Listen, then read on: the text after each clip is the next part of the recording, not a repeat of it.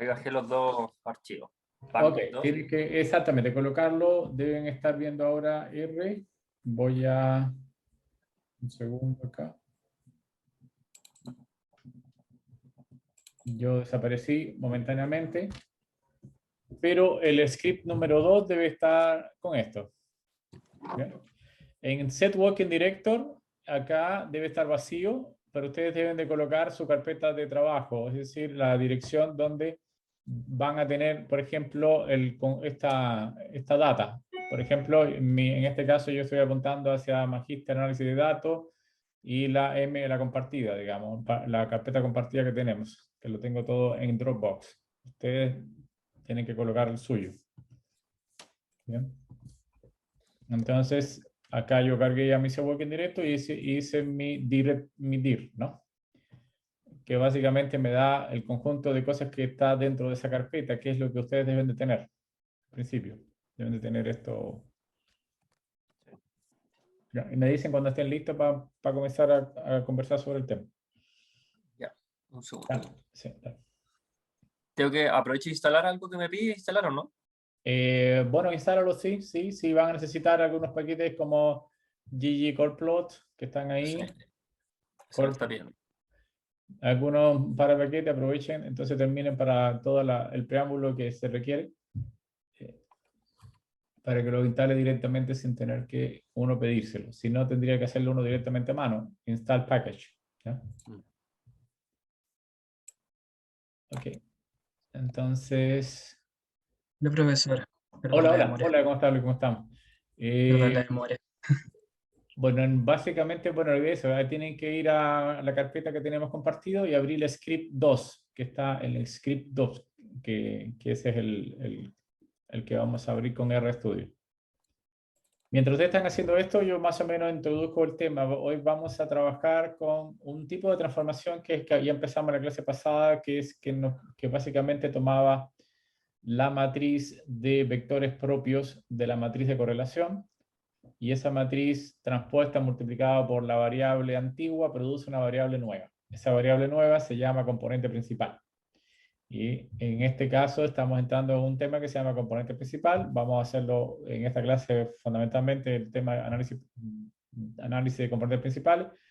Y es como la entrada ya al análisis de los datos. Partimos con lo primero, que es transformar la data para obtener una data nueva, y esa data nueva que nos aporte algún tipo de información adicional. Entonces la transformación tiene que hacerse justo para eso, para poder extraer información de la data. Entonces la idea es cómo ocupar las fórmulas que teníamos antes. Yo voy a ir repasando algunas de estas fórmulas, en principio, para que... Profesor, Sí, te escucho. usted dijo que estaba en la carpeta compartida de Dropbox, ¿cierto? Sí. Que no me sale. ¿El script 2 no sale? Sí. No, a mí no me sale. No sé si a él se le salió. Sí, a mí me aparecía. No, ¿me manda ese link, por fin? Quizás tengo otro link. A ver, Sí. no sé. A ver, un segundo. Perdón, vamos a ver si copio el link nuevamente, se lo envío por el chat. Perdón, un segundo. Aquí lo pillé también. Así que Tengo lo puedo mandar. un millón de carpeta abierta, así que espera un momentito. Ahí voy a... Ahí lo mandé yo, profesor. Bien, buenísimo, buenísimo. Ya, Gracias. ahí mandé el link. Sí, es Sí, que ahora tengo me sale. tantas cosas Gracias. abiertas que no... Ahora voy a empezar a cerrar cosas, porque si no va a empezar a protestar. Ok. Estamos, me imagino que están acá. La idea de esto es que no tener que teclearlo a mano, sino simplemente entender los comandos que vamos a estar usando y no perder tiempo un poco tecleando, digamos. Pero esta es como la idea. Vamos a trabajar, repito, con componentes principales. Y mientras ustedes están subiendo o más bien bajando la data y escribiendo el script y colocando el script, les cuento que el objetivo es que yo tengo una data, la data quiero transformarla para poder extraer más información de la data. Y ahora voy a hacer un poquito más concreto esas aseveraciones. ¿Qué significa transformarla? ¿Qué significa obtener más información? ¿Okay? Eso más o menos esa es la idea, y con un ejercicio más bien más práctico. Ok, estamos... ¿Sí? ¿Estamos listos para empezar o sí? Ahí me dicen. Sí, Bien, ok, vamos en general. Entonces, repito, yo tengo una data, que la data en este caso va a estar contenida en, nosotros vamos a leer un conjunto de datos que se llama banks2.dat. Lo vamos a leer, no sé si ya lo habíamos hablado ya, sí o no me acuerdo, esa data ya la habíamos usado o no. no, creo que no.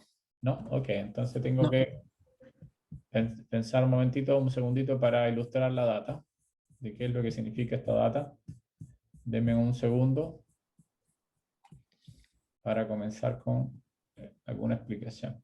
Perdón, un segundo.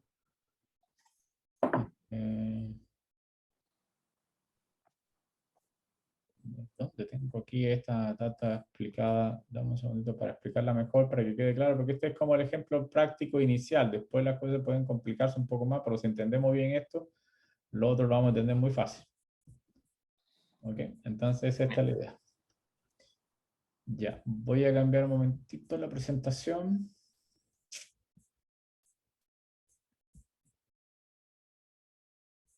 ¿Dónde está la presentación? Ya. Ok, entonces, ¿qué es esta data? En principio, vamos para explicar brevemente que no es que yo me vaya a especializar en esta base de datos, sino simplemente era como ilustrar qué es lo que significa en la base de datos que estamos trabajando y en general, ¿no? Ok, básicamente esto es un billete suizo y el billete suizo uno mide sus dimensiones. Entonces aquí están las dimensiones, la longitud, la altura de la parte izquierda, la altura de la parte derecha, la distancia del inner frame, o sea, del marco interior, y hay 6 variables. O sea, nuestro conjunto de datos está formado por 6 variables que miden distintas dimensiones del billete. Y el objeto de este estudio, entre comillas, primero es un ejemplo para mostrar que, con una data de ejemplo, básicamente, más que nada, es que hay 100 billetes que son falsos y 100 billetes que son verdaderos. Y la idea es que uno quisiera detectar o definir cuáles son los billetes verdaderos de los billetes falsos a partir de las dimensiones del billete. Entonces hay una data histórica que mide, no sé, las dimensiones de 200 billetes, donde los 100 primeros eran verdaderos y los 100 segundos son falsos. Entonces no es que hay que aprenderse qué significa cada uno en particular, pero lo que quiero mostrarles es que cada una implica una dimensión del billete y eso es lo que está contenido en la data. ¿Ok? Nada más que eso para poder entender qué es lo que vamos a hacer. No mucho más que esto es lo que requerimos para empezar a trabajar. Entonces, vamos a RStudio nuevamente y la idea es la siguiente. Cargamos la data usando read table porque tiene extensión DAT. Habitualmente estábamos trabajando con CSV, pero este es un formato que usa R, donde la data está separada por espacio y se usa read table para leer la data. Los datos se van a guardar, aquí me paro en cualquier lado y escribo control enter en particular, ¿no? Entonces, si quiero saber los nombres de las variables, escribo names. Los nombres de mis variables son B1, B2, B3, B4, B5, pero esto es cuando R no tiene los nombres de las variables, simplemente le pone estas letras con esos números, B1, B2, hasta la cantidad de variables que hay, en principio, ¿no? Entonces, si no hace, por ejemplo, él quiere cambiarle los nombres a X1, X2, X3, X4, X5, entonces escribo que los nombres de los datos van a ser igual, aquí escribo una lista de los nombres nuevos que quiero colocarle. ¿Okay? Entonces, en la línea 10 en mi RStudio va a cambiarle los nombres y cuando uno hace head de los datos, nos van a ofrecer evidentemente las 6 primeras filas con los nombres de las variables o las variables de acá. Entonces tenemos un conjunto de datos que tiene 6 variables en principio, y si uno quiere saber cuántas filas tiene, escribiría en row, es decir, el número de filas de los datos, y le va a dar que tenemos 200 filas, es decir, las 200 que corresponden a los billetes. ¿Ok? Entonces vamos a agregarle una nueva columna que se va a llamar etiqueta, label, etiqueta, es decir, vamos a pegarle una columna nueva aquí, la etiqueta que voy a repetir B de verdadero 100 veces y repetir falso 100 veces. Y eso es lo que significa esa etiqueta que le vamos a pegar. Entonces, a la data que teníamos antes, construimos un data frame agregándole una nueva variable. Esta es una de las tantas formas que que hay para agregar columnas o nuevas variables al conjunto de datos que tenemos. Entonces, repito, tenemos 6 variables más una nueva variable que se llama una etiqueta que dice verdadero. ¿Por qué le pegamos los 100 primeros verdaderos y los 100 segundos falsos? Es porque teníamos ese conocimiento que alguien nos había informado de que los 100 primeros billetes verdaderos, los 100 segundos son falsos. ¿Ok? Entonces, ¿qué es lo que uno hace con esta data? Esta data que tenemos acá es lo que tenemos, es nuestra gran matriz X de n por p, donde n en este caso vale 200 y p vale 7 porque le agregamos una variable nueva. ¿Se entiende, no? Eso es toda nuestra información. Entonces, esta es la partida, lo que tenemos de partida, y a partir de aquí, para la redundancia, tenemos que sacar toda la información posible de los datos, es decir, podemos entender. Entonces, la pregunta que uno se quiere hacer es, ¿existirá alguna combinación de variables o existen otras variables que sean más importantes unas que la otra que me permitan definir mejor si un billete va a ser verdadero o falso? Repito, aquí tenemos 6 variables. Y la primera pregunta que uno quisiera hacerse es, ¿será bueno quedarse con X1, X2 nomás? ¿O será mejor X4, X5 o X6? O sea, ¿me puedo quedar con menos variables y voy a tener el mismo resultado? ¿Hay alguna forma de combinar las variables de forma tal que me pueda distinguir mejor lo verdadero de lo falso? No sé si me hago entender cuál es el problema. El problema es que esta es la data antigua, la data X. Yo quiero transformarla en una data Y, una nueva tabla de observaciones, pero que esa data me permita de alguna forma entender mejor el problema que tengo a mano y si lo puedo hacer. Entonces, antes de pasar a transformar la data, hagamos un par de cálculos adicionales. Lo primero que vamos a hacer es calcular la matriz de correlación. Por ejemplo, yo puedo correlacionar la variable x5 con la variable x6 usando esto, ¿no? Entonces ahí me queda que la correlación es de menos 59. En principio podría calcular la correlación de la variable, no sé, x1 con la variable x6. Y esa sería la correlación.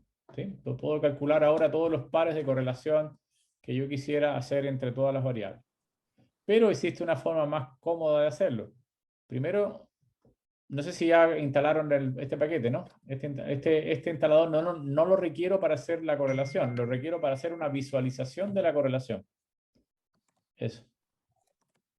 Entonces, lo primero que vamos, no sé si ya se lo tienen, primero cargar la librería. Esta librería no es que calcule la correlación, esta librería se requiere, como les decía, únicamente para calcularla, o sea, para visualizar la correlación, que es lo que vamos a hacer ahora. Bien, una de las cosas importantes es que para poder calcular la correlación no puedo tener la misma variable que acabo de introducir que se llama etiqueta, es una variable de tipo categórica. ¿Sí? Es una variable de tipo categórica. Antes de hacer cualquier cosa, si yo quiero ver, por ejemplo, si yo quisiera ver el tipo de variables que hay, entonces primero introduzco una cosa que se llama librería, library deplir, ¿no? Deplir es el comando importante para... ¿Sí? ¿Te escucho? Un segundo, cuando dijo recién que había una variable con carácter que dijo que no se podía calcular la correlación, ¿o no? La correlación solo se puede calcular entre variables numéricas. Obvio. Entonces, tengo una variable que justo introdujimos una variable que era puras letras, o sea, 100 veces B y 100 veces F, por lo tanto, si nosotros queremos directamente hacer algo como esto, por ejemplo, imagínense que quiero hacer core de nuestros datos se llaman datos, ¿no? ¿Sí? Sí, en principio yo puedo hacer esto y lo que va a indicar es un error porque me dice que X tiene que ser numérica. Es decir, que hay una variable que está dentro del conjunto de datos que molesta. O sea, no que moleste, sino que simplemente es una variable categórica y no puedo calcularlo. Entonces no puedo calcular directamente. Entonces para eso, para saber los tipos de variables que existen, ya lo habíamos visto con library deplir, yo puedo echar una mirada a los datos, glimpse de los datos.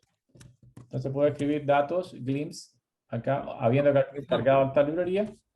Perdón, un segundo. Sí. ¿Para qué era el deplir? Que siempre se me olvida, para anotarlo. El deplir es para limpiar datos, o sea, para trabajar la data. Ese me permite filtrar, me permite seleccionar variables, me permite hacer un montón de cosas y lo vamos a ir desarrollando a medida que va pasando el curso. Deplir es no sé si le había hablado una librería que tiene Python, justo habíamos hablado de Panda. Y Pandas es justamente el análogo de deplir. Hay dos librerías, una deplir para análisis de datos y Panda en el caso de Python. Y Panda lo vamos a usar después en lo que viene. Por el momento, mientras estamos usando R, voy a usar deplir. Deplir repito, es por excelencia una de las mejores librerías para manipular la data. Hacerlo, o curar la data, que también se le dice, para curar la data. Limpiarla, filtrarla, hacer todo lo que uno quiera, en principio. Ok, entonces uno de los comandos de deplete es glimpse. Glimpse es echarle una mirada a los datos. Entonces, ¿qué es lo que hace la mirada a los datos? Si ustedes se fijan, me coloca los datos así como de manera horizontal y me va escribiendo las variables que aparecen acá y aquí me dice el tipo de variables como son, ¿no? En este caso es numérica, doble, doble, doble, y la última es carácter, ¿no? Entonces, esa variable tenemos que eliminarla para calcular la correlación, pero la tenemos que dejar para seguir haciendo después los otros cálculos, ¿no? ¿Ok? Entonces, lo primero que vamos a hacer es simplemente eliminar la última variable, que es la 7, ¿no?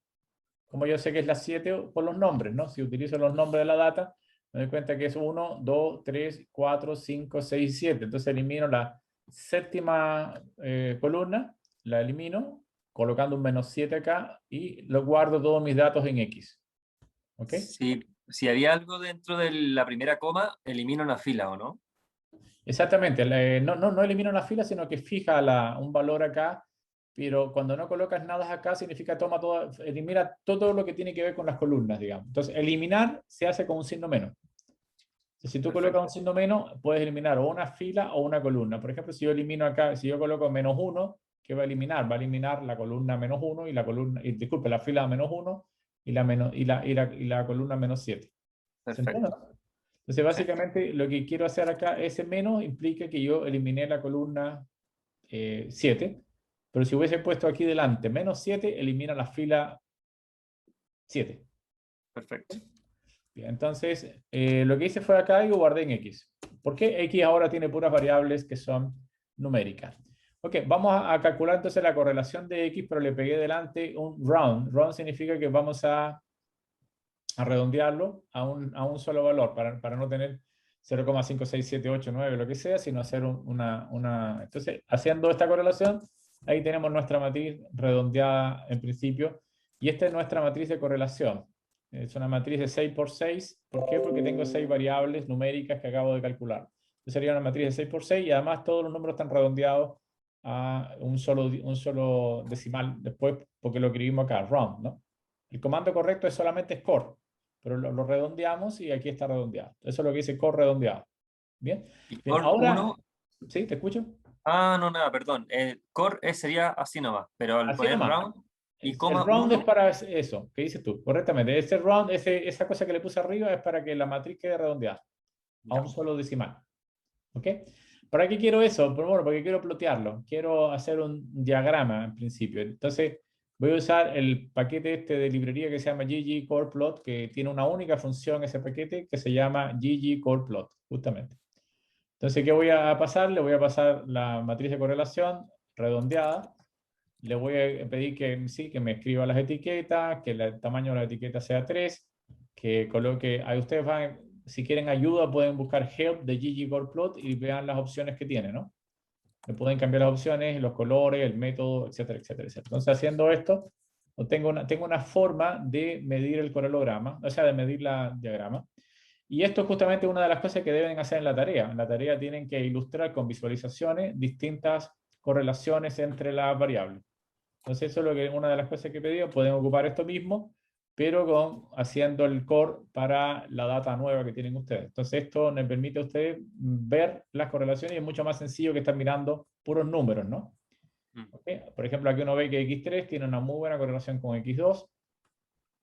X6 tiene buena correlación con X2, pero una correlación negativa, es decir, si uno crece, el otro es inverso. Y esto me da una estructura que ya va teniendo mis datos. Esa es la primera estructura que puedo sacarlo mis datos. ¿Qué relación o correlación, más exactamente, existe entre mis variables? No es la única forma, no es la única manera de visualizar. Yo puedo visualizar usando otro paquete. Hay distintas visualizaciones. Una es así, usando el core plot, y usando Mixed es otra manera de visualizar lo mismo. Si le parece una mejor que la otra, y no es la única. Hay muchas otras visualizaciones, sobre todo cuando tengo muchísimas variables. Hay otro que se llama un heat map, un mapa de calor, para ver por colores. Cuando tengo muchísimas, se puede ocupar el heat map o el mapa de calor para hacer todas las correlaciones. Entonces, esta es otra forma de visualizar. Entonces, cuando yo le pida visualización de una correlación, ya tienen dos opciones posibles para hacerlo. pueden cambiar algunas opciones también acá y ver usando help de ggplot. ¿Ok? ¿Hasta ahí? Bien, entonces, esta es otra forma de hacerlo. No sé si esa es la que acabamos de ver. Bien, entonces, quería ilustrar el teorema espectral, porque ya sabemos calcular la matriz de correlación. ¿No? Es sencillo, tengo la data, le aplico core, la data tiene que ser numérica y me da el resultado. Ahora voy a tratar de pasar a sacarle más información a mis datos. Lo primero que vamos a hacer es calcular los valores y vectores propios de la matriz de correlación, que es que para poder seguir extrayendo algún tipo de información. Entonces, tomamos la matriz de covarianza, que es el COP de X, con todos los valores numéricos, y la guardamos en sigma X. ¿Okay? Está guardada acá. Simplemente sigma X es la misma matriz que teníamos antes, ¿no? Pero en este caso es la matriz de covarianza. El COP con una R, core, es la correlación, y COP es una matriz de covarianza. La diferencia entre una y la otra es que la otra normaliza o divide por la varianza, y por lo tanto todos los valores se encuentran entre 0 y 1, entre menos 1 y 1, disculpe. Y la covarianza no necesariamente está entre menos 1 y 1, puede ser distinta. Ah, ya. ¿Okay? Entonces la diferencia, porque claro, repito, la covarianza normalizada es lo mismo que la correlación. Entonces la matriz que ocupamos es la matriz de covarianza ahora. El comando que usamos para calcular los valores y vectores propios se llama eigen o eigen. ¿Sí? Es una palabra alemana, eigen, que significa propio. Entonces aplicamos el comando sobre sigma x y guardamos los resultados en L. Entonces control enter acá. ¿Qué es lo que tiene a L guardado? L tiene dos cosas. Si ustedes escriben lo que es L, por ejemplo L ofrece dos cosas. Uno son los valores propios que están acá. Fíjense una cosa, es que la matriz de correlación es una matriz definida positiva, por lo tanto todos sus valores propios son positivos. Y segundo, yo puedo ordenar los valores propios, pero ya R te los da de manera ordenada, de mayor a menor. ¿Sí? Ya, el primer valor sería 3, 0.9, 0.2, y van disminuyendo los valores propios ofrecidos por R. La otra cosa es que para cada valor propio hay un gamma 1, gamma 2, gamma 3, es decir, los vectores propios, y son esos vectores que están colgados acá. A esta matriz es la que nosotros le llamamos P.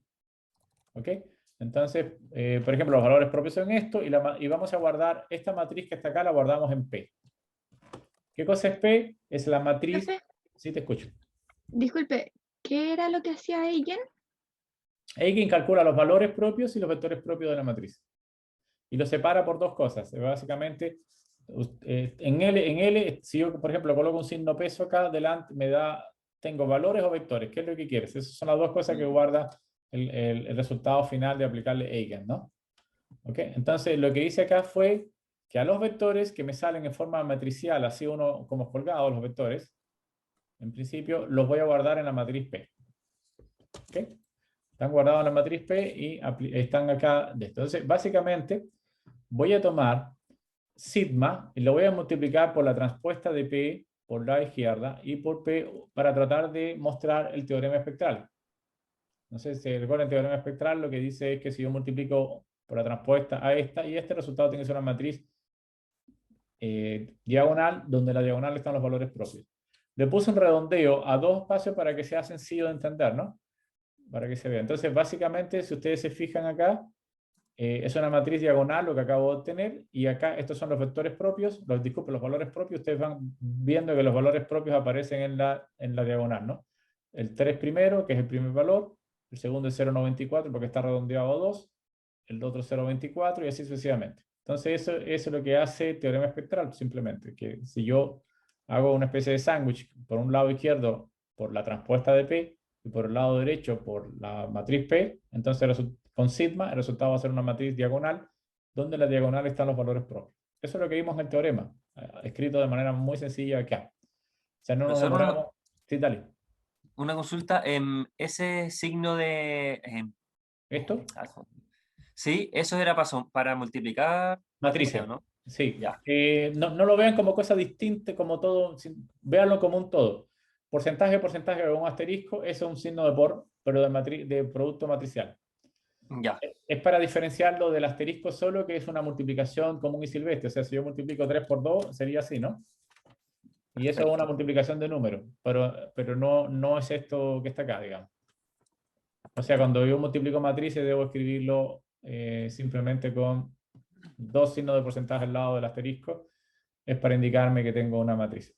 Observen también que T es la transpuesta es una T, ¿sí?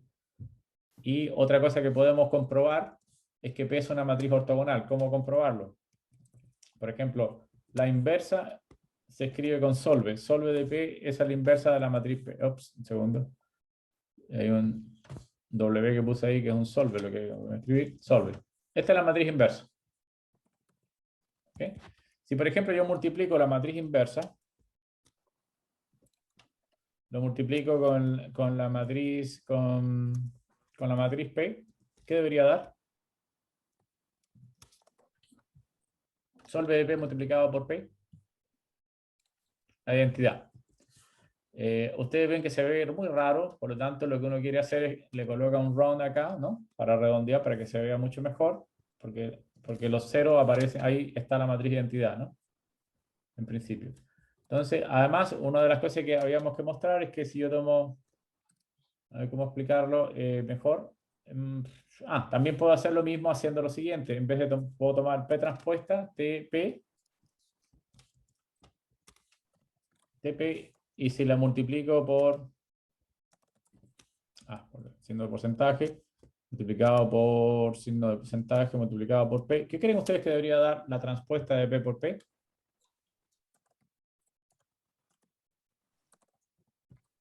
Veamos qué da. Y ahí me dicen... ¿no? ¿Cómo? No. Recuerden que P, habíamos dicho que P es ortogonal. ¿Qué significa que P sea ortogonal? Que la matriz transpuesta de P coincide con la matriz inversa. Por lo tanto, cuando yo multiplique 3 transpuesta por P, debería dar la matriz de identidad igual, ¿no?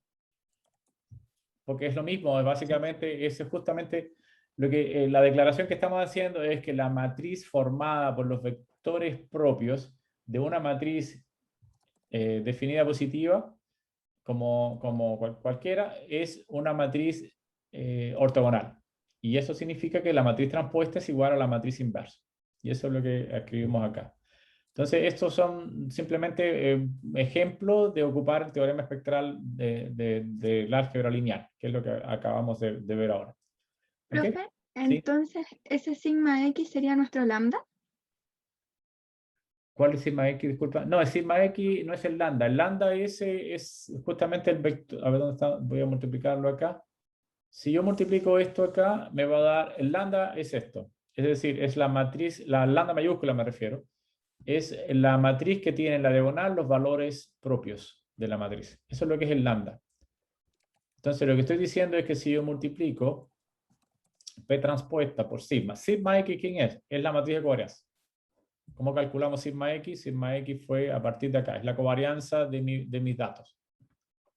Si yo tomo la matriz de covarianza y la multiplico por la transpuesta de los valores propios de esa matriz por la izquierda, multiplicada por la matriz de valores propios por la derecha, el resultado va a ser una matriz lambda que es diagonal.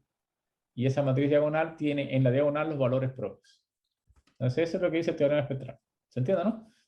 Sigma X es esa letrita rara que uno escribe como una especie de sumatoria con un subíndice X, simplemente es la matriz de covarianza de mis valores antiguos, ¿cómo explicarlo? De mis conjuntos de valores X, de mi tabla inicial, sin haberla transformado.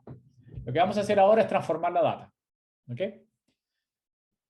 En principio la pregunta es, hace una cosa como esta, voy a explicar qué significa el análisis de componentes principales, pero en principio es esto, ¿no? Pregunta, haga un análisis de componentes principales para el dataset tanto, indique qué combinación de variables aporta más información a la clasificación de billetes en verdaderos y falsos y comente su respuesta. Y la otra cosa es qué porcentaje de las varianzas de los datos explica el primer componente principal. ¿Ok? Entonces... Profesor, un segundo, perdón. Dale. Para obtener lambda, ¿sí? mostró dos formas, ¿no? Que es a través de round en la transpuesta por sigma por P y la de abajo. ¿Son como dos formas distintas de calcularla o van a caer? Escribir cuál la de abajo. No, esta es la única forma. Lo que dice no es que Lambda mayúscula repito, es la matriz con la diagonal con valores propios. Sí, Y se obtiene multiplicando la transpuesta por sigma por P, donde P sí. es la matriz. Esa es la única manera de obtenerla. Pero ¿y lo que está abajo que es X igual as matrix?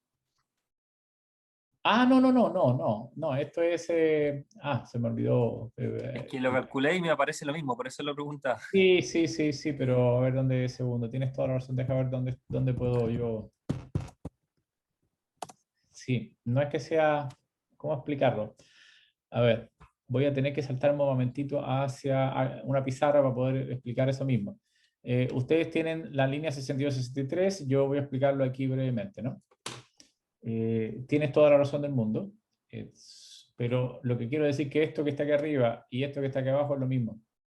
Ya. Pero expliquémoslo un momentito brevemente. ¿Dónde está? Voy a escribir una pizarra. Perdón, una de las pizarras. Abrir. Pizarra 5 está llena de cosas, así que si escribo algo. Era lo último que escribimos nosotros en la vez pasada. Y nuevamente, a ver si lo tengo aquí Profesor, cerca. Sí, te escucho. pero lo que hace en esa línea es pasarlo de un data frame a una matriz.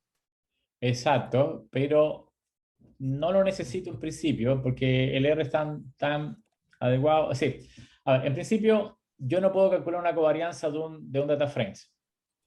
¿Por qué? Porque la covarianza se calcula sobre matrices, en Claro. principio. Entonces, lo que pasa es que un poco abusando de las ventajas que tiene R, yo simplemente calculé la COP de la data, nada más. Lo único que tengo que preocuparme es que la data sea puras cosas numéricas, nada más, que no tenga variables que no sean numéricas. ¿Y qué es lo que hace el programa? Si es un data frame, te lo convierte adentro en matriz y te calcula la covarianza. Eso es lo que debería hacer. Pero yo lo que quise hacer, ser explícito escribiendo as matrix, es decir, convirtiendo mi data frames en matriz primero para poder calcular la covarianza. ¿Se entiende, no? Porque estrictamente eso es lo correcto. Es decir, yo no puedo calcular la covarianza de la data porque la data puede contener algún tipo de problema, ¿no? Es decir, me refiero de que tenga variables que no son numéricas. Entonces, por lo tanto, para tener una matriz, primero tengo que convertirlo en matriz. ¿Se entendió? Más o menos la idea, ¿no? Lo que pasa es que como está tan automatizado R, tú directamente, rápidamente calculas la covarianza de la data y él mismo se encarga de convertirte en la matriz. Entonces, repito, no hay nada malo que nosotros primero lo convirtamos en matriz y después calculemos la covarianza, que eso lo hace por defecto. Tiene como una condicional adentro, ¿no? Si la data es data frame, conviértela a matriz. Si la data es matriz, no haga nada, simplemente calcula la covarianza. Las dos cosas, te la puedes pasar al mismo comando. ¿Sí? Entonces, lo que quiero decir es lo siguiente, que nosotros, repito, tenemos una gran matriz X de n por p. No lo repito de qué se trata esa matriz, son las datas de nuestra observación. ¿Ok? Eso es lo que uno tiene en principio. Esta está asociada a una variable x que está compuesta por x1 hasta xp. Eso, en este caso, p vale 6, porque tenemos 6 variables nada más, ¿no? En nuestro ejercicio tenemos n vale 200, ¿no? Nuestra matriz es de 200 por 6. Esa es nuestra data, que son las datas, las dimensiones que le calculamos a los billetes. Esa es la data, la x. Eso es nuestra data inicial, la única cosa que tenemos, está acá. ¿Ok? Adicionalmente tenemos una variable que se llama una etiqueta, por eso es una etiqueta que tiene, que tiene valores verdadero y falso, que no vamos a ocupar por el momento. Solo la data de la X, nada más. Lo que uno calcula es calcular la sigma X. ¿Qué cosa es sigma X? Es la matriz de covarianza de la X. ¿Ok? Esa es la matriz de covarianza de la X. Lo que yo quiero hacer es ahora tomar una nueva variable y, no esta, por favor, una nueva variable y le voy a tomar y lo voy a pegar con p transpuesta por x. Eso es lo que voy a hacer. Voy a transformar mi data. Esa es la idea de transformar mi data. ¿Se entiende lo que quiero hacer o no? ¿Sí? Ok. Yo le había empezado a hablar en la clase pasada que cuál es la gracia de hacer esto. La gracia de hacer esto es que ahora voy a tener variables que están ordenadas por varianza. No sé si me hago entender, pero vamos al tiro. Si yo reemplazo, por ejemplo, si yo quiero calcular la matriz de covarianza de la y, de la nueva variable, sería la covarianza de la y. ¿Se entiende o no? Eso es lo que habría que calcular.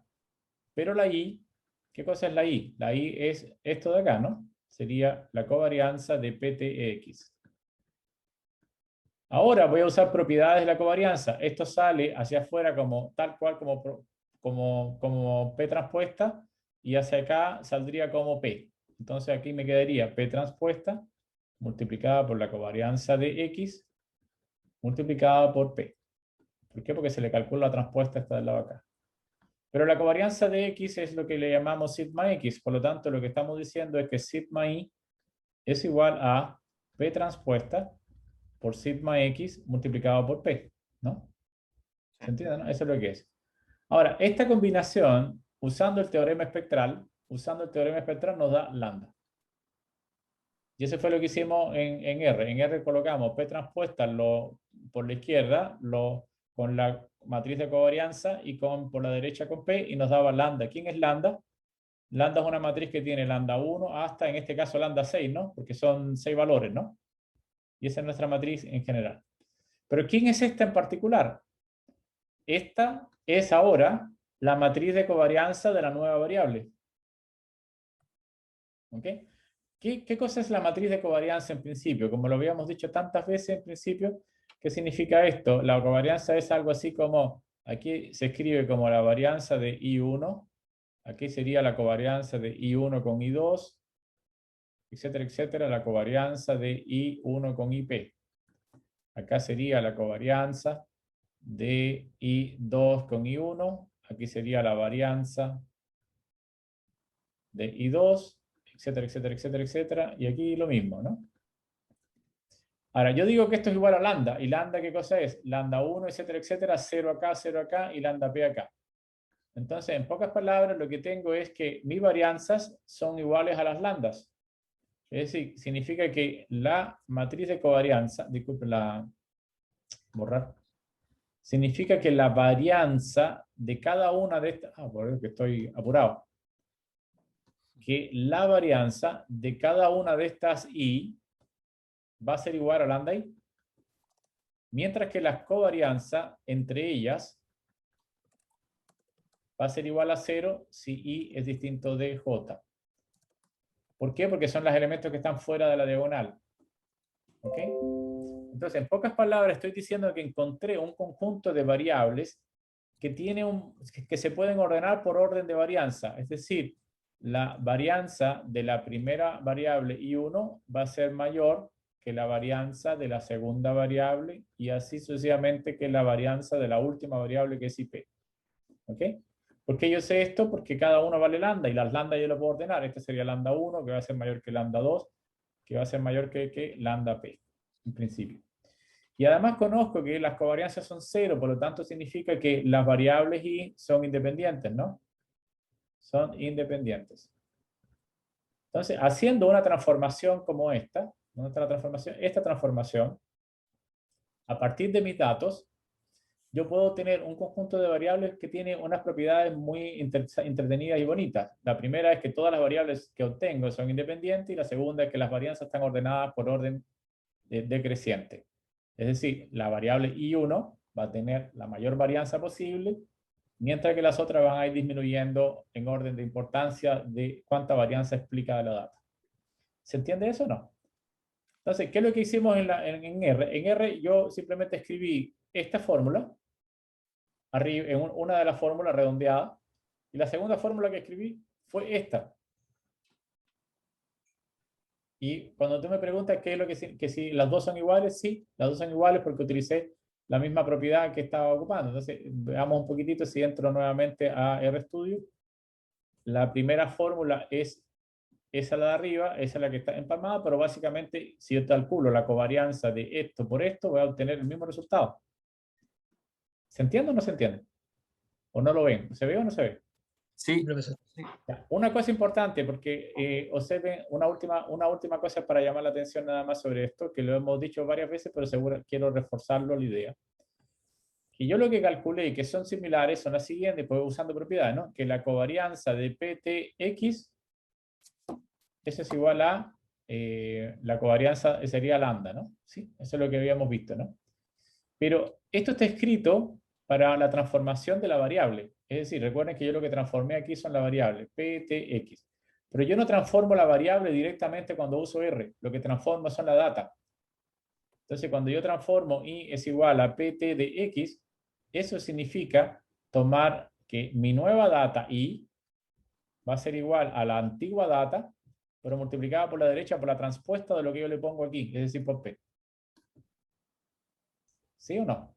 Por lo tanto, en vez de escribir esto en R, no lo escribo así. Simplemente en R lo que voy a escribir es la covarianza de ¿quién? De X, aquí aquí escribo asterisco, por P. Entonces, eso es lo que calculo con R. No calculo directamente esto, porque esto es para teórico. Es como calcular en R, lo que yo manipulo es data. Lo que yo escribo acá es variable y quiero hacer la distinción que cuando yo escribo esto es como esto se traduce en mis variables, se traduce en mis datos de manera distinta. Es decir, en pocas palabras, si es igual a AX para las variables, entonces para la data, la Y grande tendría que ser igual a X grande multiplicada por A transpuesta. Esa es la transformación de los datos, esta es la transformación de las variables. Cualquier transformación de variable que haga, en R se debe escribir de esta manera. ¿Sí? Entonces, eso es por eso es que en R aparece, no está escrito como P transpuesta, sino que está la P a la derecha de la X grande, ¿no? Observen que es la X grande multiplicada por a la derecha, porque es exactamente la transformación de la variable que quiero hacer. ¿Ok? Entonces, ambas tienen que dar el mismo resultado, tiene que dar lambda a las dos. ¿Ok? ¿Se entendió? Bien, entonces, Sí, repito, son las dos mismas. Ya, pero está bien, eso es bueno aclararlo porque igual van a aparecer un montón de otras transformaciones ahora, pero sobre la data, no sobre las variables. Y ustedes tienen que pasar de transformación de variable a la data y viceversa, para poder entender. Ok, entonces, vamos a hacer lo siguiente. Vamos a tomar, aquí lo hice 2 veces, no debería haberlo hecho, pero no importa. Vamos a hacer ese mismo trabajo, pero voy a calcular las nuevas observaciones, la nueva tabla I mayúscula, a partir de la X que tenemos. ¿Ok? La X es la data nueva, la data antigua.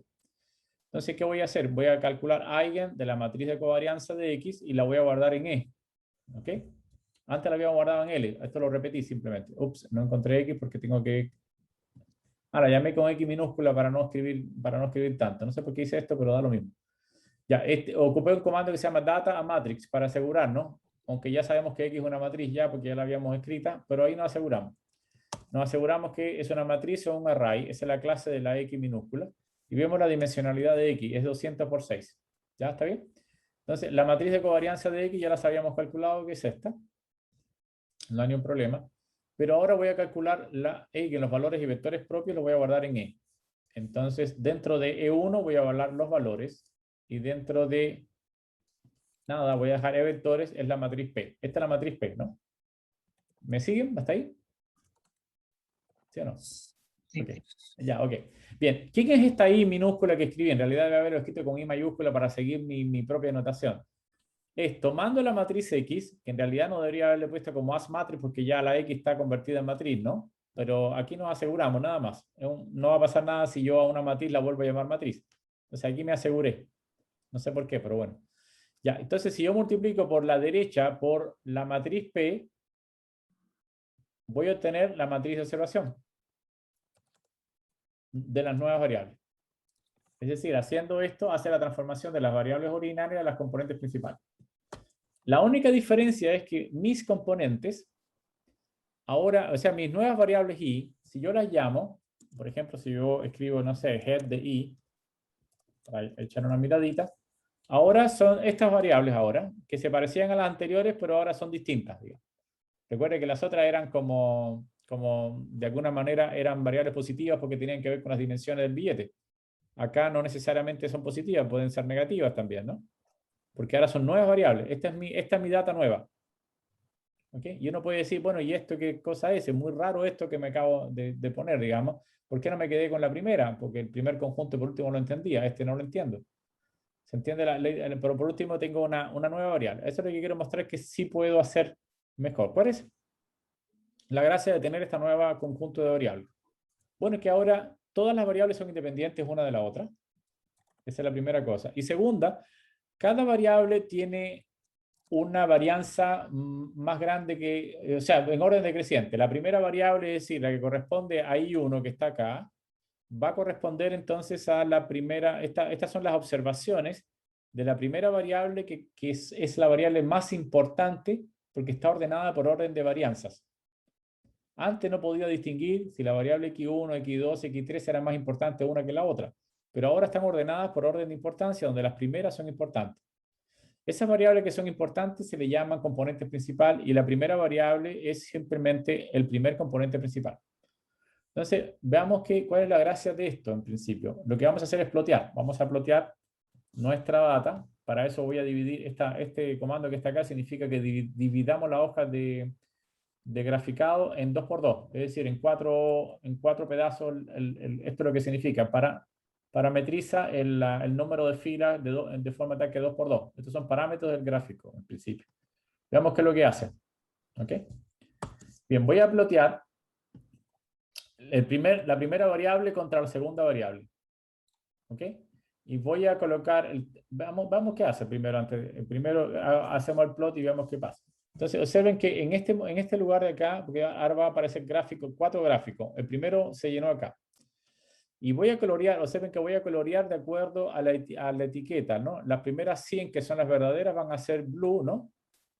Y las segundas que van a ser, las segundas 100 van a ser falsas, lo voy a dibujar como red. Entonces, y además, este PSH es repite el 1 100 veces. El 1 del pitch es básicamente el circulito, la parte circular, es el símbolo. Esto es como pitch, es la forma del punto. Eso es lo que es. 1 representa un círculo, el 3 representa una cruz. Por ejemplo, ¿qué tal si coloco un 2 acá? A ver cómo se vería la figura. Ah, no. Tengo un problema acá. Ya no importa. Fíjense que si pongo un 2, ahora se ve como un triángulo, ¿no? Entonces yo puedo ir cambiando el tipo de punto usando el pitch, este que está acá, ¿no? El PSH. Ese queda, okay, que el tamaño. Y el color también lo puedo hacer. Ahora, observen una cosa, vamos a hacer lo siguiente, vamos a plotear este primer componente principal, es decir, la primera variable nueva contra la segunda variable nueva. Esta es la segunda variable contra la tercera, que es lo que está ahí. Después voy a plotear la primera variable con la tercera. Y después voy a hacer un plot de las varianzas. Es decir, cada varianza que explica cada una de los valores. Y para recuperar una hoja de 1×1, vuelvo a llamar ahora, pero con 1×1 para que después no me siga haciendo gráficos dividido en 4. ¿Sí? Ok, ¿qué es lo que obtenemos acá? Obtenemos lo siguiente, a ver si, y yo voy a tratar de intuitivamente por tratar de transmitir cuál es la gracia que hemos logrado. Primero, observen que todos los billetes que son verdaderos están del lado izquierdo y los billetes que es falso que están del lado derecho. Salvo uno que es medio complicado de entender, ¿no? Ese que está ahí, que está como en el borde, ¿no? ¿Se entiende, no? Ahora, ¿cuál es la gracia de esto? Que con esta combinación de variables, los billetes son distinguibles. O sea, yo puedo distinguir, en vez de quedarme con 6 variables, basta con 2 para yo poder distinguir conjuntos de variables, o sea, con los billetes. Entonces, hay una combinación particular de las antiguas variables que es mejor que tener cada variable por separado. No sé si me hago entender. ¿Lo ven o no lo ven? Voy a cambiar un momentito. Lo veo, pero no sé cómo pasó.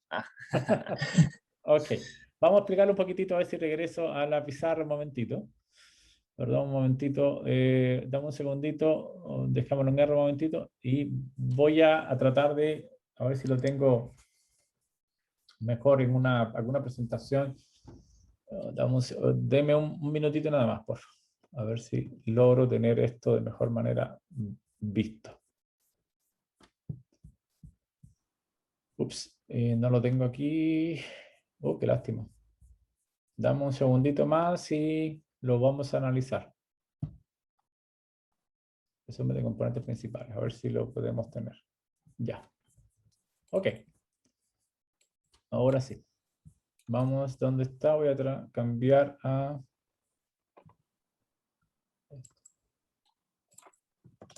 Listo.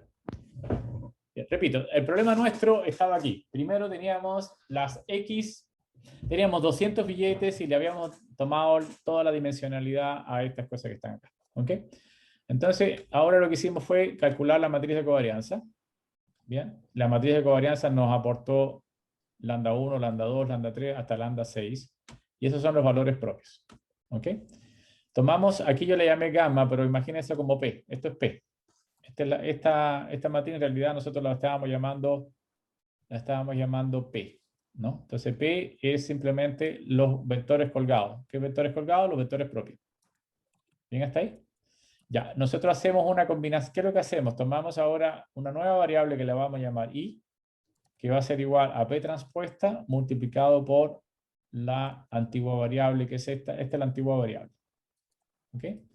En principio, significa que cada una de las variables que tiene que son gamma, I1, I2, etcétera, hasta I6, se puede escribir como el producto de ¿quién? De gamma 1 transpuesta, porque P, recuerden que está formado por los gamma 1, multiplicado por la X. ¿Se entiende o no? Este pedacito nada más todavía. Entonces, repito, porque esta es la transformación que quise hacer, básicamente. Ahora, desarrollando esto con numeritos, significa que yo tome esto transpuesta y se lo multiplica a las X. Y el resultado va a ser esta combinación lineal de variables. Es decir, mi nueva variable en realidad es una combinación lineal de las antiguas variables que están acá. ¿Cómo se obtuvo eso? Bueno, básicamente porque multipliqué este término, lo multipliqué con estas X y el resultado va a ser eso que está ahí. El segundo término transpuesto lo multipliqué con esta X y el resultado va a ser esta segunda variable. Entonces, en lugar de tener variables, digamos, separadas, ahora tengo combinaciones lineales de variables. ¿Cuál es la gracia de esta? Que esta variable es más importante que esta en algún sentido, en el sentido de que esta explica más varianza que esta. Y por lo tanto, esta es la variable sumamente importante y esta variable no es tan importante como esta, aunque sigue siendo importante, digamos, ¿no? Entonces, yo podría en principio tratar de plotear las variables I1 contra I2 en un esquema como este, como el esquema que estamos haciendo, con este esquema, y de alguna manera me doy cuenta que estas variables son mejores para distinguir entre los billetes falsos y los billetes verdaderos. En otras palabras, en vez de calcular las dimensiones de todos los billetes, voy a usar combinación. Por ejemplo, observen los coeficientes acá. ¿Quién tiene mayor coeficiente? Este tiene mayor coeficiente, ¿no? Y este tiene mayor coeficiente, ¿no? Que el resto. Por lo tanto, la combinación de X4 con X6, la resta de los dos, porque tiene más, tiene signo menos. ¿Quién es X4? X4 es la distancia del inner frame y X6 es la diagonal. Si yo tomo la distancia del inner frame y le resto X6, esa resta es mejor variable que X4 y X6 por separado. O sea, si yo quisiera distinguir mejor un billete que otro, en vez de tomar todas las dimensiones, voy a tomar mejor la distancia que hay, o sea, restar X4 con X6, y esa es una mejor variable que la del resto. Ahora, no es exactamente restarla, es restarla con cierto coeficiente, ¿no? Con estos coeficientes que están acá, que son los mayores coeficientes, son los que aportan más a quién, al primer componente principal, a la variable más importante porque es la que tiene más peso. Quiere decir que el primer componente principal se compone fundamentalmente de X4 y de X6, y las otras aportan, pero no tanto. Estas son las variables más importantes, entonces, la combinación de estas dos. En pocas palabras, yo quiero decir que es que cada variable por separado no sabría si son importantes, pero ciertas combinaciones lineales de ellas son más importantes que otras. Lo que acabo de encontrar es una nueva variable que es la combinación perfecta para que explique lo mejor posible la data que tengo. Entonces, si yo quiero, el problema que uno tiene siempre con la data es que tiene que disminuir la dimensión. La dimensión significa disminuir el número de variables para poder explicar el problema. Disculpe, ¿por qué yo quiero hacer esto?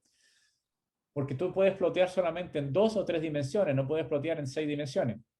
Entonces a mí me gustaría ver la data en 2 dimensiones. Eso se llama reducción de la dimensionalidad del problema, para poder hacer una muy buena visualización y distinguir el problema claramente. Entonces, yo lo que estoy haciendo acá es justamente plotear mis dos variables I1, que ahora yo le llamo PS1 y PS2, y eso me va a permitir, estas variables me van a permitir separar bastante bien entre los dos. ¿Por qué? Porque es una variable que distingue muy bien comparativamente con las antiguas. Por ejemplo, el P3 con el P2 no hace nada, están mezclados, ¿no? Entonces no son buenas variables. Quiere decir que mis variables hasta ahora buenas son PS1 y PS2. Ahora, PS1 y PS3 también sigue siendo buena, ¿no? Eso me está indicando por qué, porque PC1 es una variable estupendamente bien, ¿no? Ahora, ¿por qué yo sé que la variable es buena?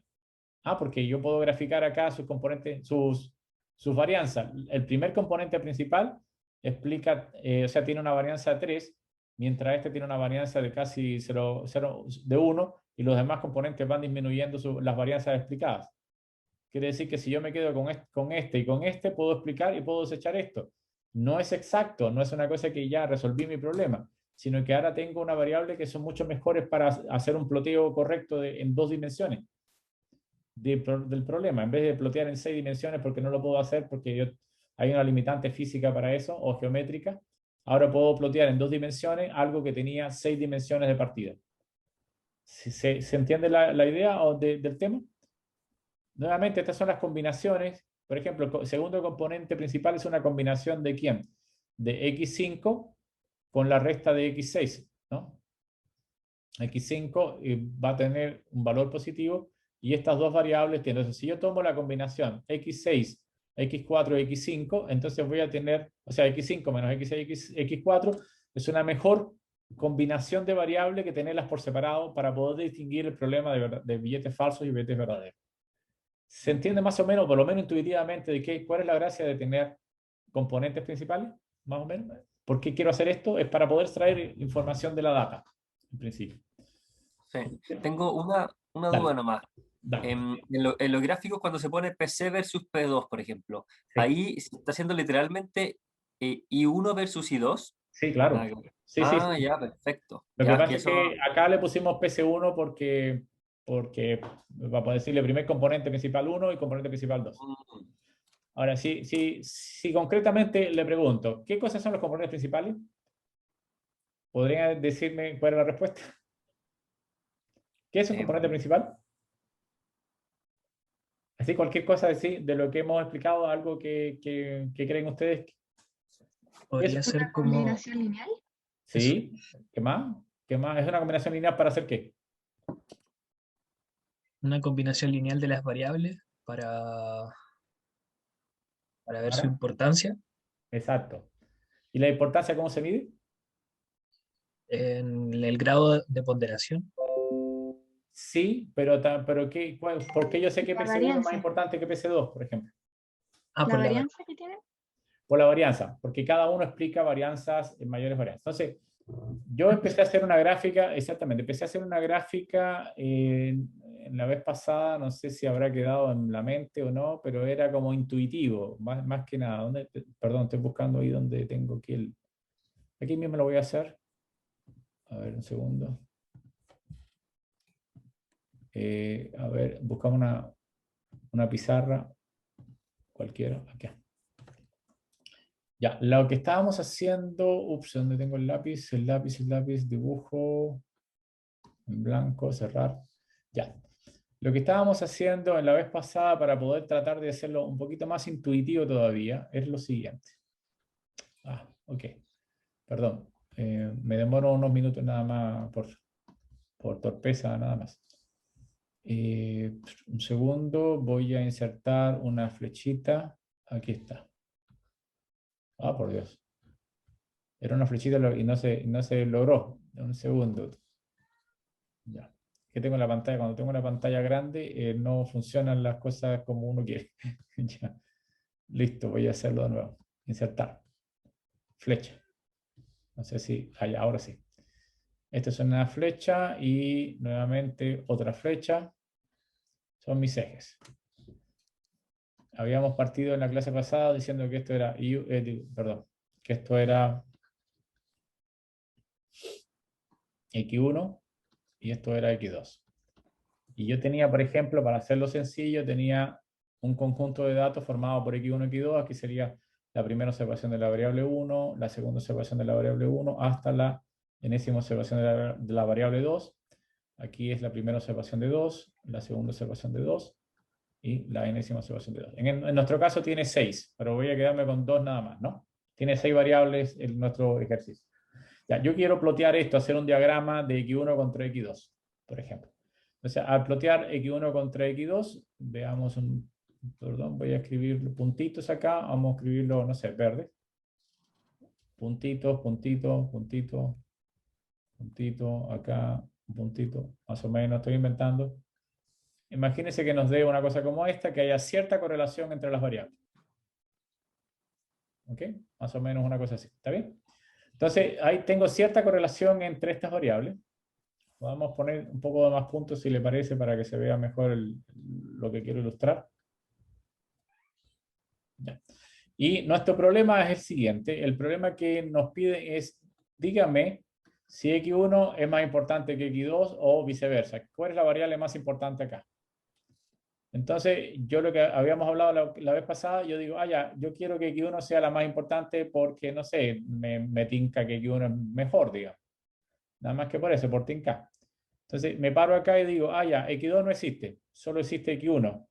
Entonces, en mi gráfica me paro, por ejemplo, para un punto cualquiera. No sé, por ejemplo, imagínense que tomo este acá y le calculo su X1, que es la única cosa que existe, la única variable que existe. Pero, ¿qué pasa? Que este punto también tiene el mismo X1 y este punto también tiene el mismo X1. Por lo tanto, X1 no logra explicar toda la varianza de mis datos. ¿Sí? ¿Por qué? Porque en realidad X1 no es una variable importante. Digo, entonces X2 es la variable importante. Estupendo, ahora sí. ¿Por qué? Porque la variable 2 debe ser mejor que la X1. Me paro acá entonces y me mido un punto cualquiera. No sé, voy a tomar este punto que está acá y mido su X2. Pero ¿qué pasa? Que este también tiene su mismo X2, tiene su mismo X2 y quizás otros más tienen el mismo X2. Por lo tanto, lo que estoy diciendo es que X2 tampoco es una variable que puede explicar gran varianza de mis datos.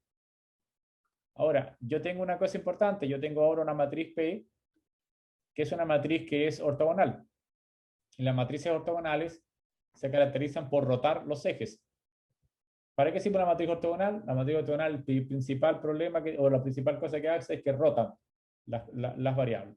Ya, estupendo. Entonces voy a generar una nueva variable que es igual a P transpuesta por X. Es decir, todos los puntos los voy a rotar. En principio no voy a rotar los puntos, voy a rotar los ejes porque tengo dos posibilidades. O roto todos los puntos, los muevo, o simplemente roto los ejes para ver cómo funciona. Entonces lo que hago es, me voy a parar acá y ahora voy a, no sé, voy a escribir un poquitito acá, perdón. Y voy a nuevamente insertar una flechita, pero ¿qué es lo que hace la aplicación de P? Hace que ahora yo puedo trazar mi eje por la zona donde mayor varianza hay. Y la zona donde mayor varianza es esta, ¿no? Es donde los puntos están más estirados, ¿no? Están estirados en esa dirección. El otro eje tiene que ser un eje perpendicular, que sería, este va a corresponder, ahora le explico qué significa, voy a tomar ahora otra flechita, y perpendicular a él, estoy tomando el segundo eje. Está al revés la flechita, perdón. El eje está al revés, vamos a hacerlo nuevamente. No sé si, ya, ok. Perdón un segundito, estoy tratando de dibujar, pero soy un poco lento para estas cosas. Ya, ok. Este sería entonces mi otro eje. Entonces tengo dos direcciones a partir de acá, ¿no? Esto es un semieje. Si yo lograra tomar esto y colocarlo en el centro, se vería más claro, ¿no? Ok, trasladando al centro. Pero este semieje del eje está compuesto por lambda 1, o se define por lambda 1, mientras que este segundo semieje, que es la dirección de perdón, acá. A ver, vamos a dibujar mejor. Perdón. Azul. Ya, repito, esta distancia que hay acá es del orden de lambda 1 y esta distancia que hay de acá es del orden de lambda 2. Si hubiese más variables tendríamos lambda 3, lambda 4 y sería como una especie de elipsoide en 3 dimensiones o un hiperelipsoide en 6 dimensiones. Entonces, por orden decreciente, donde más hay varianza es en lambda 1, después en orden decreciente van a ser el lambda 2 y voy tomando direcciones que expliquen la cosa. Entonces, ¿cuál es la gracia de esto? Que ahora, si yo proyecto acá, proyecto sobre los ejes, ahora, como están más estirados los puntos, esta variable I1 es la que más va a distinguir entre los puntos, porque los puntos se estiraron más por esa zona. Entonces ya no van a estar solapados los puntos. La variable I1 explica mucha varianza y me permite capturar mayor el número de observaciones. Por supuesto que va a haber casos donde, por ejemplo, imagínense que yo tengo este punto y acá hubiese otro punto. Cuando yo hago la proyección hacia abajo, me va a quedar un I1 acá que tiene dos puntos con el mismo I1. O sea, no es perfecto. Pero si yo tomo I1 y tomo I2 y después proyecto al segundo eje, ese punto queda completamente distinguido, como que tiene dos componentes distintos. ¿Se entiende la idea, no? Entonces lo que hace I1, I2, I3 o esos componentes principales es trazar los ejes por donde mayor varianza hay y con eso puedo distinguir de mejor la variabilidad de mis puntos y por eso digo que es más importante esa variable una que la otra. Es decir, la transformación esta que acabamos de hacer se llama transformación de componentes principales. Y el objeto es poder reducir la dimensionalidad a un número finito de variables que sean más cómodas. Y por lo general uno me quedo con la P1 y P2, que son como las variables más importantes. P1, P2 o P3. En principio puedo quedarme hasta 3 componentes principales. ¿Hasta dónde me quedo? Depende de cuánta varianza explican los variables. ¿Cómo puedo calcular cuánta varianza? Muy sencillo, puedo calcular, a ver si lo puedo hacer, no sé si en alguna parte está. Ok, en alguna parte está, pero puedo hacer lo siguiente, puedo tomar, después lo hago. ¿Dónde está? ¿Dónde está? ¿Dónde está? Ah, no importa, lo hacemos a mano. ¿Cuánta varianza explica cada uno de ellos? La varianza está contenida ¿en dónde? En los valores propios, en E1, ¿no? E1 son los valores propios. Ahí están los valores propios. Entonces, por ejemplo, el primer componente principal, ¿quién sería? En E1 tendría que tomar, entonces, el primer componente principal, que es esto, dividido por la suma del resto, ¿no? Entonces, el primer componente principal, ¿quién sería? Sería, por ejemplo, E1, el primero de todo, que sería ¿cuánto? E1 dividido todo por la suma de los E1. Y eso lo multiplico por 100, para ver los porcentajes de varianza. Quiere decir que el primer componente me explica el 66% de los valores.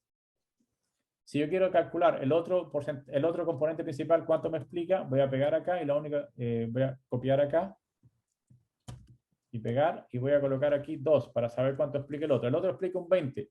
Es decir, que si yo tomo el primer componente y le sumo el otro, el resultado va a ser 87%, casi 88%. Quiere decir que los dos primeros componentes principales explican el 88% de la varianza de mis datos.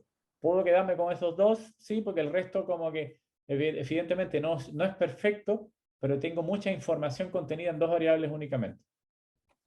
¿Sí? ¿Se entiende o no? ¿Ok? Bien, en R hay algunas cosas que son, no lo tengo por acá, a ver si lo tengo mejor. Ok, este en R lo vamos a hacer. Por favor, abajo, no sé si tienen, en mi línea es la 132, pero dice ejercicio número 1, análisis de componentes principales, billetes. Y usted me dice, bueno, es lo mismo que estábamos haciendo antes, me quedan 7 minutos, pero ¿cómo hacerlo con R sin tener que hacer ningún cálculo en particular complicado? Que lo haga directamente R haciendo y sin hacer todo lo que hemos hecho, en principio. Bien, entonces no sé si lo ven acá, dice ejercicio 1, más abajo, ¿sí? ¿Están ahí? Ya, la gracia es lo mismo, voy a cargar mis datos. ¿Cómo lo haría con R sin tener que pasar trabajo? No trabajo, sino calculando valores y vectores propios. No, R tiene una cosa que lo puede hacer directamente él. Entonces, los nombres, le cambio los nombres, eso no tiene nada que ver.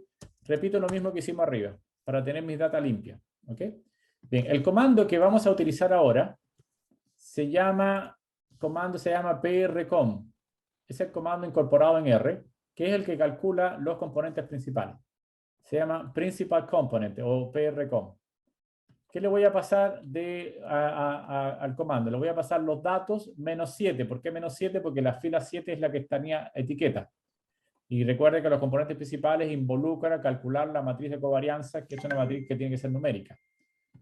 Escalarlo, voy a escalarlo. ¿Para qué? Para que escalarlo significa dividirlo por la desviación estándar. ¿Por qué pasa esto? Esto en este caso no es tan importante, pero por lo general mi data no consiste todos en dimensiones, sino que tienen distintas unidades de medida.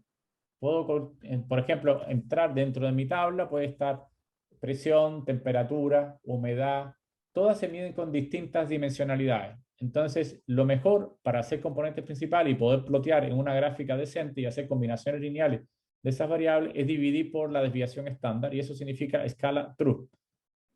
Es decir, de esa forma las variables quedan adimensionalizadas y yo puedo comparar peras con peras. No sé si me hago entender, es decir, eso es importante. Repito, en este caso los billetes todas son longitudes o dimensiones, no tengo una ganancia sustancial en esto, pero lo voy a dejar para que tengan idea de que efectivamente cuando comparo cosas distintas o unidades distintas, yo necesito hacer una combinación lineal, las variables que quedan no pueden tener dimensión. Entonces, ¿dónde está el resultado de haber aplicado PRCOM? Se guarda en un nombre que le puse, yo le puse PROut, lo que sale del principal salida, digamos. PROut. Usted el nombre, le ponen el nombre que ustedes quieran. Ya, ok. ¿Qué es lo que tiene PROut adentro? Ustedes pueden escribir, por ejemplo, names. Tiene un montón de cosas que se guardaron cuando hicieron el componente principal. Names de, por ejemplo, de PROut. PR.out. ¿Qué es lo que me va a dar? Es punto.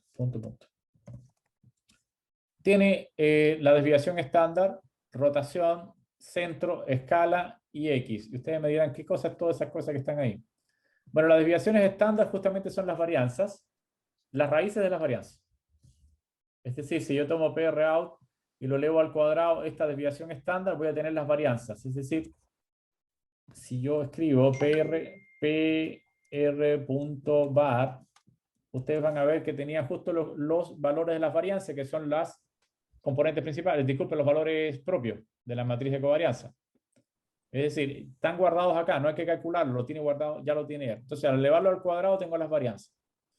Haciendo esto, yo tengo ahora, ¿qué es lo que tengo en PBE? Son justamente los promedios de cada, perdón, lo que explica cada una de las varianzas en particular. En este caso, ¿dónde está? ¿Por qué tengo una cosa así? Perdón, ¿dónde estábamos yo acá? Ah, hice algo aquí que no, ¿dónde está? Perdón. ¿Va? Raro. Debe haberse me quedado arriba otra cosa. Ya, ok. Yo quiero, bueno, darle una vista un poco mejor a las varianzas que están explicando los componentes. Por ejemplo, hasta tercer componente explica el 80 y tantos %, ¿no? Pero puedo hacer una visualización. Como tengo 3 minutos, voy a adelantar. Ustedes pueden hacer esto ustedes solos. Pero esto me permite, por ejemplo, echar una mirada a cuánto explica cada componente principal. El primero 49.1, el segundo 21.3, 14.5, etcétera, etcétera, etcétera. Eso es lo que explica cada componente principal y yo puedo tener una visualización de cuán importante es esto. Si los 3 primeros me llegan a más de 70, me quedo con los 3 primeros componentes principales. ¿Sí? Tengo otras visualizaciones que pueden ustedes explorar. ¿Hay algún porcentaje que sea como óptimo? Arriba del 70% ya es bueno, ¿cierto? Y arriba del 70% ya. Depende de... A ver, esto no es una ciencia completamente exacta. Uno tiene una regla. La regla es que si ya yo estoy satisfecho con aplicar el 70% de la varianza, estupendo. El objetivo fundamental de esto es quedarse con pocos componentes para poder entender mejor el problema. Por ejemplo, hay un ejemplo, no sigo más porque igual ustedes pueden explorar lo que viene. La próxima clase exploramos un poquito más nosotros también para entender mejor qué gracia, qué tenemos con esto, cuánta más información podemos sacarle a esta metodología. Pero solo un ejemplo como trivial, o no sé si trivial, como... No sé si ustedes han trabajado con imágenes y han usado formato, por ejemplo, JPG en imágenes, o PNG, digamos, que son los formatos. Bueno, básicamente ustedes tienen una capacidad para cambiarle la resolución a su imagen, y su imagen se ve, hay veces mejor, otras veces más mala, depende de la resolución que ustedes usen. ¿Sí? Ya, lo que usa la imagen es no quitarle los píxeles para disminuir el tamaño, porque si le quito un píxel puedo tomar el píxel que correspondía a la nariz y se le echa a perder la nariz, en principio. Entonces, ¿qué es lo que hace el programa de los JPG? Simplemente calcula los componentes principales, es decir, la combinación lineal de píxeles, y me quedo con los 3 primeros componentes principales, por decir algo. Y eso es lo que yo proyecto en la foto. La foto disminuye su resolución, pero sigue siendo la foto completa. No sé, entonces, básicamente los componentes principales sirven también para disminuir el tamaño de la foto. Y eso es una de las cosas que uno hace con componentes principales.